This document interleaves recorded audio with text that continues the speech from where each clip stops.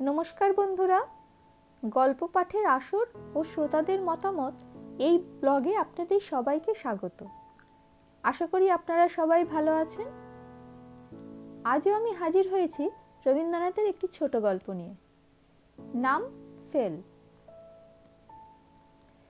লেজা এবং মুড়া, রাহু এবং কেতু পরস্পরের সঙ্গে আড়াআড়ি করিলে যেমন দেখিতে হইত, এও ঠিক সেই রকম।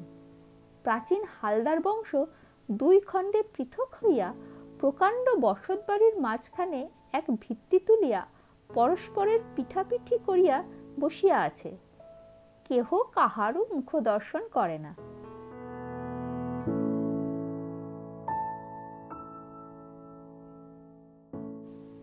নবগোপালের ছেলে নলিন এবং ননীগোপালের ছেলে নন্দ এক বংশজাত, এক বয়সী, এক স্কুলে যায় এবং পারিবারিক বিদ্বেষ ও রেষারেষিতেও উভয়ের মধ্যে সম্পূর্ণ ঐক্য।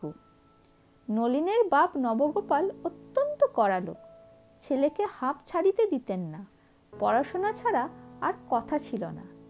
খেলা, খাদ্য ও সাজসজ্জা সম্বন্ধে ছেলের সর্বপ্রকার শখ তিনি খাতাপত্র ও স্কুলের বইয়ের নিচে চাপিয়া রাখিয়াছিলেন।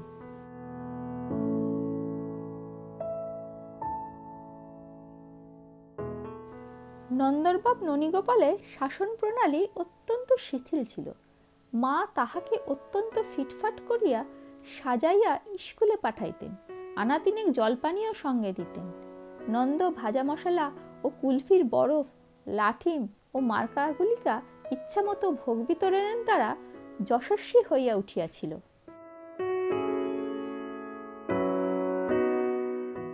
মনে মনে পরাভব অনুভব করিয়া নলিন কেবলই ভাবিত, নন্দর বাবা যদি আমার বাবা হইত এবং আমার বাবা যদি নন্দর পিতৃস্থান অধিকার করিত, তাহা হইলে নন্দকে মজা দেখাইয়া দিতাম।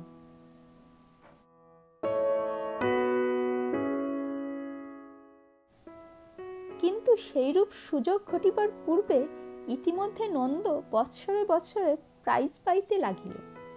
নলিন রিক্ত হস্তে বাড়ি আসিয়া স্কুলের কর্তৃপক্ষদের নামে পক্ষপাতের অপবাদ দিতে লাগিল।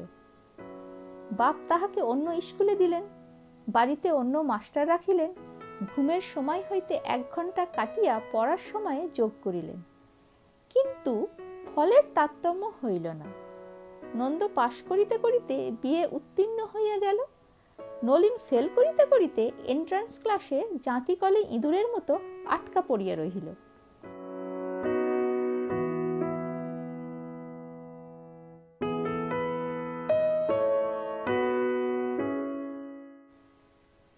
এমন সময় তাহার পিতা তাহার প্রতি দয়া করিলেন। তিনি মরিলেন। 3 বৎসর মেয়াদ খাটিয়া এন্ট্রান্স ক্লাস হইতে তাহার মুক্তি হইল এবং স্বাধীন নলিন আংটি, বোতাম, ঘড়ির চেনে আদ্যপান্ত ঝকমক করিয়া নন্দকে নিরতিশয় নিষ্প্রভ করিয়া দিবার চেষ্টা করিতে লাগিল। এন্ট্রান্স ফেলের জুরি চৌঘুড়ি বিয়ে পাশের 1 ঘোড়ার গাড়িকে অনায়াসে ছাড়াইয়া যাইতে লাগিল। বিশ্ববিদ্যালয়ের ডিগ্রি ওয়েলেয়ার ঘোড়ার সহিত সমান চালে চলিতে পারিল না।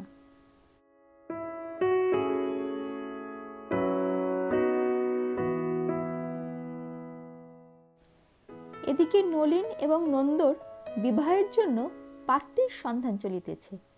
নলিনের প্রতিজ্ঞা, সে এমন কন্যা বিবাহ করিবে যাহার উপমা মেলা ভার। তাহার জুরি এবং তাহার স্ত্রীর কাছে নন্দকে হার মানিতেই হইবে।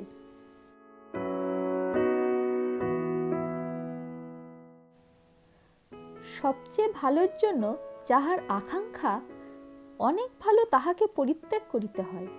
কাছাকাছি কোনো মেয়েকেই নলিন পছন্দ করিয়া খতম করিতে সাহস করিল না। পাছে আরো ভালো তাহাকে ফাঁকি দিয়া আর কাহারও ভাগ্যে জোটে।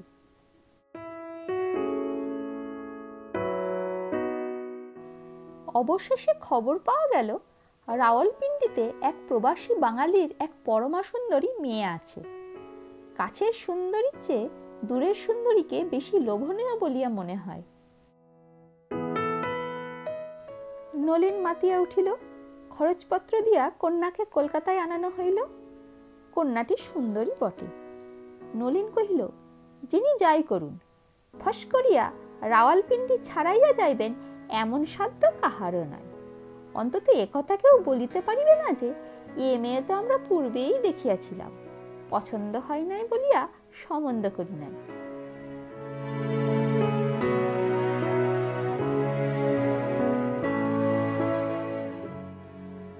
কথাবার্তা তো প্রায় এক প্রকার স্থির। পানপত্রের আয়োজন হইতেছে। এমন সময় একদিন প্রাতে দেখা গেল ননীগোপালের বাড়ি হইতে বিচিত্র থালার উপর বিবিধ উপটৌকন লইয়া দাসী চাকরের দল সার বাঁধিয়া চলিয়াছে।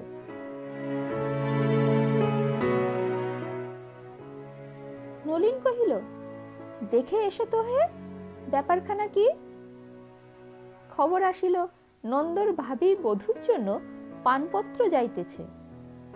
নলিন তৎক্ষণাৎ গুড়গুড়ি টানা বন্ধ করিয়া সচকিত হইয়া উঠিয়া বসিল, বলিল, খবর নিতে হচ্ছে তো।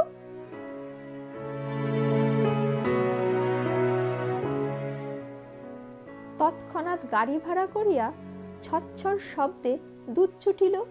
বিপিন হাজরা আসিয়া কহিল, কলকাতার মেয়ে, কিন্তু খাসা মেয়ে। নলিনের বুক দমিয়া গেল। কহিল, বলো কি হে? হাজরা কেবলমাত্র কহিল, খাসা মেয়ে। নলিন বলিল, এ তো দেখতে হচ্ছে। পারিষদ বলিল, সে আর শক্তটা কি? বলিয়া তর্জনী ও অঙ্গুষ্ঠে একটা কাল্পনিক টাকা বাজাইয়া দিল।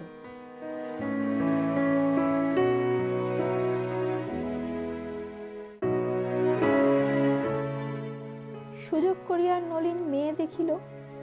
যতই মনে হইল এ মেয়ে নন্দর জন্য একবারে স্থির হইয়া গেছে, ততই বোধ হইতে লাগিল মেয়েটি রাওয়ালপিণ্ডজার চেয়ে ভালো দেখিতে। দ্বিধাপীড়িত হইয়া নলিন পারিষদকে জিজ্ঞাসা করিল, কেমন ঠেকছে হে? হাজরা কহিল, আগে আমাদের চোখে তো ভালোই ঠেকছে। নলিন কহিল, সে ভালো কি এ ভালো? হাজরা বলিল, এই ভালো।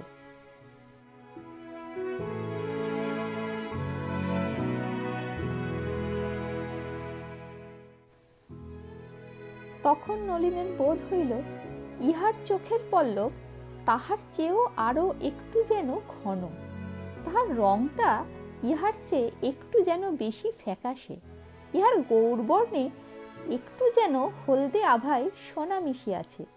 ইহাকে তো হাতছাড়া করা যায় না।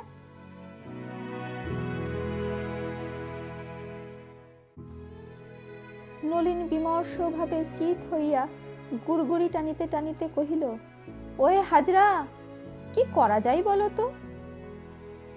হাজরা বলিল, মহারাজ, শক্তটা কি? বলিয়া পুনশ্চ অঙ্গুষ্ঠে তর্জনীতে কাল্পনিক টাকা বাজাইয়া দিল।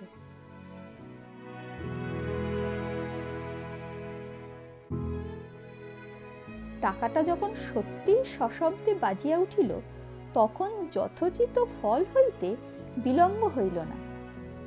কন্যার পিতা একটা অকারণ ছুতা করিয়া বরের পিতার সহিত তুমুল ঝগড়া বাঁধাইলেন। বরের পিতা বলিলেন, তোমার কন্যার সহিত আমার পুত্রের যদি বিবাহ দিই তবে, ইত্যাদি ইত্যাদি। কন্যার পিতা আরো একগুণ অধিক করিয়া বলিলেন, তোমার পুত্রের সহিত আমার কন্যার যদি বিবাহ দিই তবে, ইত্যাদি ইত্যাদি।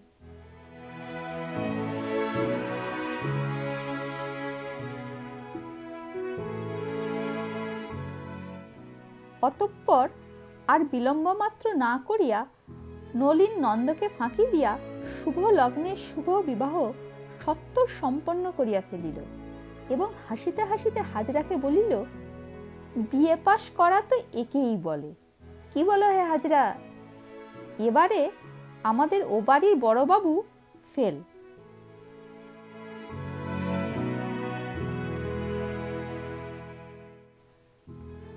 অনতিকাল পরেই ননীগোপালের বাড়িতে একদিন ঢাক ঢোল সানাই বাজিয়া উঠিল। নন্দর গায়ে হলুদ। নলিন কহিল, ওহে হাজরা, খবর লও তো, পাত্রীটি কে? হাজরা আসিয়া খবর দিল, পাত্রীটি সেই রাওয়ালপিন্ডির মেয়ে। রাওয়ালপিন্ডির মেয়ে? হা হা হা। নলিন অত্যন্ত হাসিতে লাগিল।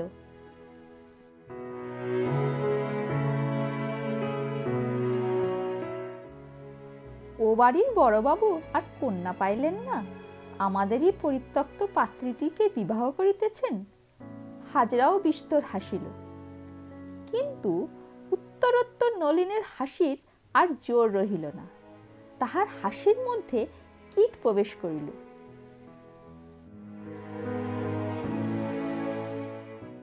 একটি ক্ষুদ্র সংশয় তীক্ষ্ণ স্বরে কানে কানে বলিতে লাগিল, আহা, হাতছাড়া হইয়া গেল, শেষকালে নন্দর কপালে জুটিল। ক্ষুদ্র সংশয় ক্রমশই রক্তস্ফীত জোকের মতো বড় হইয়া উঠিল। তাহার কণ্ঠস্বরও মোটা হইল। সে বলিল, এখন আর কোনো মতেই ইহাকে পাওয়া যাইবে না, কিন্তু আসলে ইহাকেই দেখিতে ভালো, ভারী ঠকিয়াছ।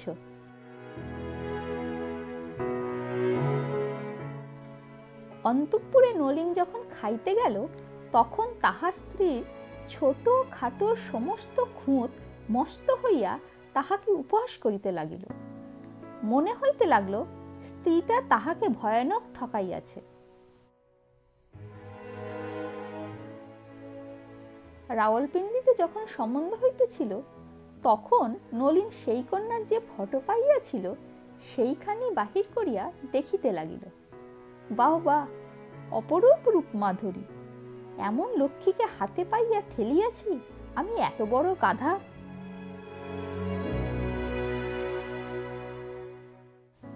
বিবাহ সন্ধ্যায় আলো জ্বালাইয়া বাজনা বাজাইয়া জুড়িতে চড়িয়া বর বাহির হইল। নলিন শুইয়া পড়িয়া গুড়গুড়ি হইতে যৎসামান্য সান্ত্বনা আকর্ষণের নিষ্ফল চেষ্টা করিতেছে। এমন সময় হাজরা প্রসন্ন বদনে হাসিতে হাসিতে আসিয়া নন্দকে লক্ষ্য করিয়া পরিহাস জমাইবার উপক্রম করিল।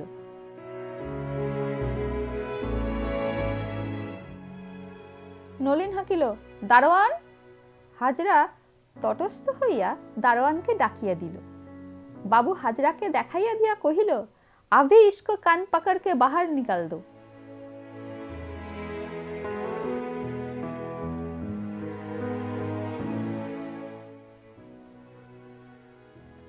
বন্ধুরা, এই গল্পটা কেমন লাগলো সেটা অবশ্যই কমেন্টে জানাবেন।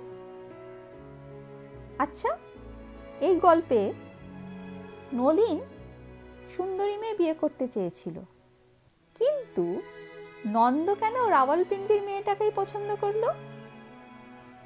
এই কোশ্চেনের উত্তরটা আমি আপনাদের কাছ থেকে জানতে চাই। আপনারা অবশ্যই লিখে জানাবেন। উত্তরের অপেক্ষায় রইলাম। ভালো থাকবেন। ধন্যবাদ।